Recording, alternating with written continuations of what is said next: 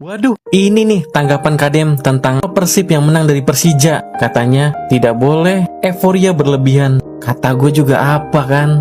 Gue tuh tahu Kadem tuh sifatnya kayak gimana. Oke, kalian senang boleh menang gitu, nggak apa-apa. Asal jangan euforia berlebihan. Contohnya apa? Dampaknya apa? Pasti ada yang dirugikan. Misalnya yang di Bogor tuh. Dan ada juga yang di Kerawang tuh. Parah banget. Terus kalian masih hujat gue. Nih, Kadem yang ngomong nih. Nih dengerin nih. Ya himbauannya saya kan udah ngomong pun filosofi tadi malam. Tidak boleh euforia terhadap kemenangan, harus memperhatikan langkah yang harus dilalui ke depan dan perlihatkan adalah bangsa kesatria. Persija Jakarta yang dulu kurang mendapatkan perhatian dari pemerintah Jakarta, sekarang ini pemerintah Jakarta memberikan perhatian penuh, bahkan hampir 3 BUMD sudah tanda tangan dengan Persija, Bank Jakarta, Pamjaya, dan juga Transjakarta. Maka kalau Persija prestasinya nggak baik, jangan salahkan Pemda Jakarta lagi, karena kita sudah memberikan ruang dan dukungan sepenuhnya, termasuk pajak untuk keramaian pun kami berikan keringanan secara khusus. Persib itu adalah klub profesional, ya. Karena Persib klub profesional, maka kita harus menghormati profesionalisme Persib. Satu, tidak boleh dibawa ke arah politik. Saya perlihatkan sikap itu dari dulu sampai hari ini. Yang kedua, pemerintah itu tidak boleh menggunakan anggaran alokasi pemerintah yang berkaitan dengan Persib, gitu loh. Andai kata pun nanti ada bonus, itu bukan dari pemerintah, gitu loh. Tetapi dari simpatisan, misalnya saya ngasih bonus, saya sebagai pribadi yang bersimpati. Kalau pemerintah, Persib profesional, kita hormati profesionalismenya, tidak boleh ada kaitan keuangan dengan APBN, APBD, dan tidak boleh ada kaitan keuangan dengan politik. Nah, jadi kita hormati. Pak Omo adalah manajer yang profesional. Saya hormat terhadap Pak Omo. Kalau saya cuma tiga lah, masalahnya cuma tiga lah. Yang pertama mengenai supporter away gitu loh. Itu udah pasti. Yang kedua masalah jaminan izin pertandingan di kandang. Karena sebetulnya itu juga disebut juga sama Pak Ketua Umum PSSI kan Erick Thohir kan, bahwa nanti kerja sama dengan Polri segala macam sudah bisa. Nah, ini kan ternyata kan tidak dilangsung beberapa pertandingan ada yang kayak begitu. Dan yang ketiga sebel aja gitu loh, di federasi sekarang kok Persib terus juaranya gitu aja. Waduh. Apa urusannya emang? Enggak lah. Ini kan fakta juga, ini kan fakta juga gitu. Sebelah sama federasi. Punya klub namanya Persija. Persija ini walaupun sekarang tidak ranking 1, tapi atas bisik-bisik saya sama Pak Erik, kalau diizinkan kami mau beli pemain lebih banyak lagi supaya bisa jadi juara 1, terutama untuk tahun depan.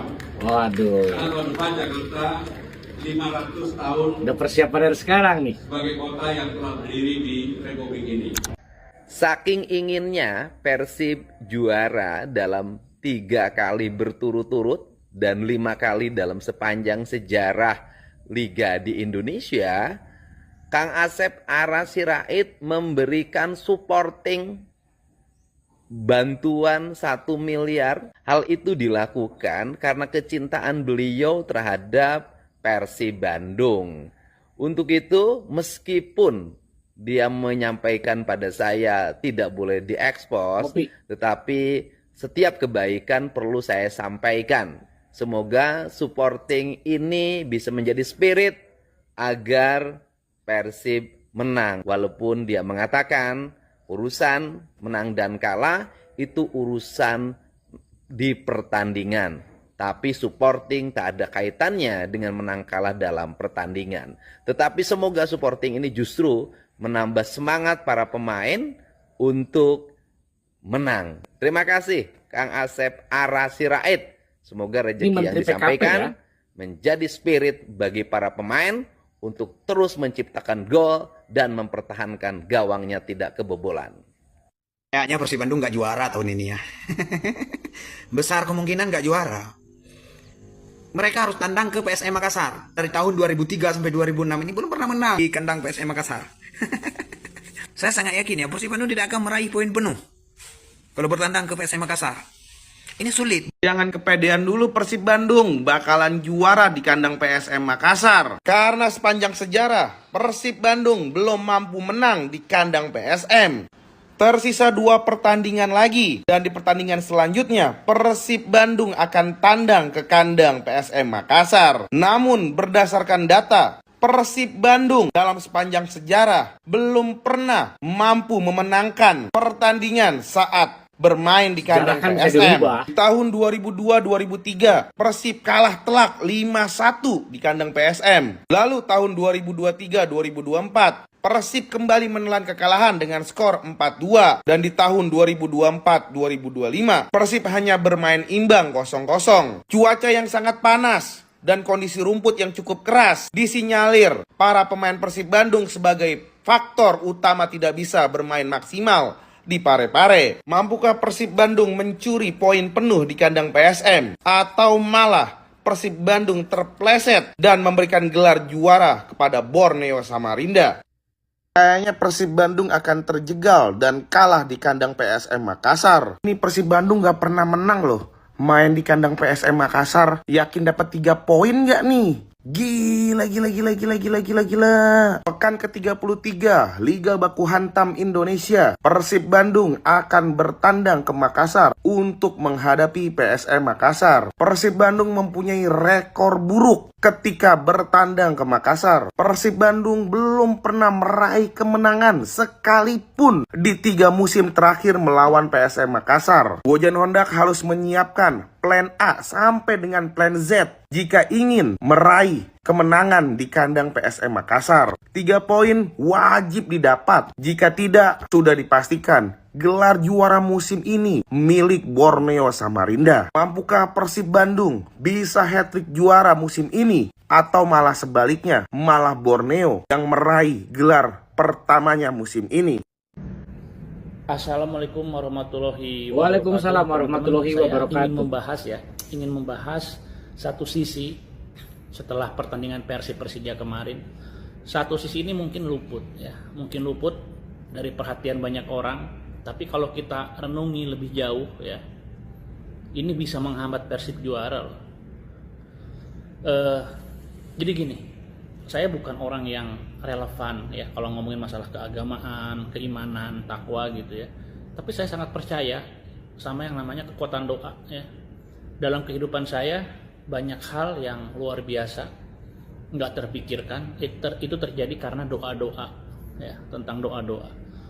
Nah, yang saya maksud adalah kejadian ketika bobotoh euforia kemarin ternyata nggak sedikit yang merugikan warga kota Bandung ya.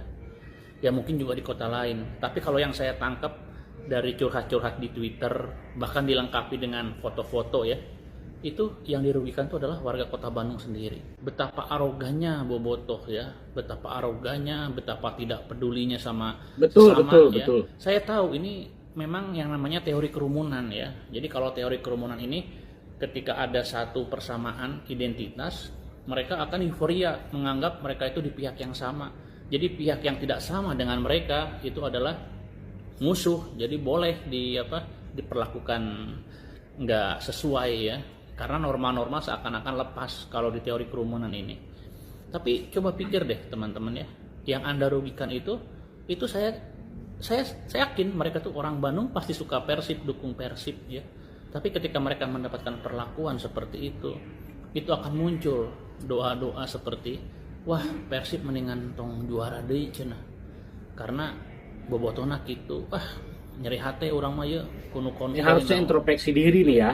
Jadi saya sangat mengharapkan teman-teman ya, terutama saya tahu nih ya, ini mungkin menyakitkan faktanya, cuma saya tahu banyak di antara kalian ini mungkin orang-orang yang kalah dalam kehidupan sehari-hari ya, mungkin secara sosial, di kantor ya, pekerjaan segala macam, kalian hanya bisa tertunduk dan momentum Persibban ya, momentum Persibban mau konvoy atau non bar atau mungkin di stadion apa, itu adalah satu-satunya momentum di mana kalian bisa lepas ya, bisa bertindak seenaknya, teriak-teriak, nunjuk-nunjuk orang gitu ya. Karena saya tahu ada juga tuh yang konvoy-konvoy itu ada juga yang nggak pernah nonton Persib sama sekali ya, nonton nggak pernah, tiket orang nggak pernah, tapi kalau konvoy wah ngerasa pangkai. Jadi memanfaatkan situasi yang begitu. Ya. Kalau memaklumi sih ya udahlah memaklumi, tapi maksud saya ketika memaklumi tindakan yang merugikan orang lain tentu saja nggak bisa dimaklumi gitu ya. Jadi saya tahu Anda memanfaatkan momentum Persibban untuk meluapkan ekspresi dan lepas dari kepenatan, tapi tolong ya sewajarnya jangan merugikan orang, jangan mengganggu. apalagi menganggap remeh mereka yang mau ke rumah sakit ya, atau menganggap keperluan orang lain selain Persib itu tidak penting. Jangan begitu ya. Saya sangat takut teman-teman ya. Justru yang bisa menghambat Persib juara itu adalah doa-doa dari warga Bandung sendiri. Warga Bandung yang nggak berkenan dengan tingkah laku para supporter ketika euforia gitu ya. Ya gitu ya teman-teman. Assalamualaikum warahmatullahi wabarakatuh. Waalaikumsalam warahmatullahi wabarakatuh. Menurut saya setuju sekali ya dengan statement sobat kita ini ya, di mana ya konvoy boleh tetapi jangan sampai mengganggu ya aktivitas warga lainnya gitu loh ya. Kita akan bahas nanti di video ya. Di sini saya sudah nggak sabar nih ya, di mana ada Gubernur Jakarta Pak Pramono Anung ketika berpidato di salah satu forum resmi masih sempet-sempetnya dia menyindir-nyindir Kang Deddy Mulyadi terkait masalah sepak bola yaitu Persib versus Persija. Coba kita dengarkan. Walaupun Persija sama Maung Bandung Persib selalu berkompetisi lah. Tetapi kalau saya Persija juara, saya nggak akan pakai kaos oblong tuh. Ya nggak akan, orang Persija juga kalah. Di situ jelas menyebutkan bahwa Bapak Gubernur DKI Jakarta menyenggol Pak Deddy nya, Gubernur Jabar, bahwa kalau nanti Persija juara, beliau tidak akan menggunakan kaos oblong dan mengibar-ngibar bendera. Waduh, gak apa-apa sih, kan kalau juara. Tapi apakah pantas beliau di forum kemanusiaan membahas sepak bola dan menyenggol-nyenggol Gubernur Jabar ya? Karena di sini jelas nih, ini sedang berada di atau sedang membicarakan forum kemanusiaan tuh. Tapi beliau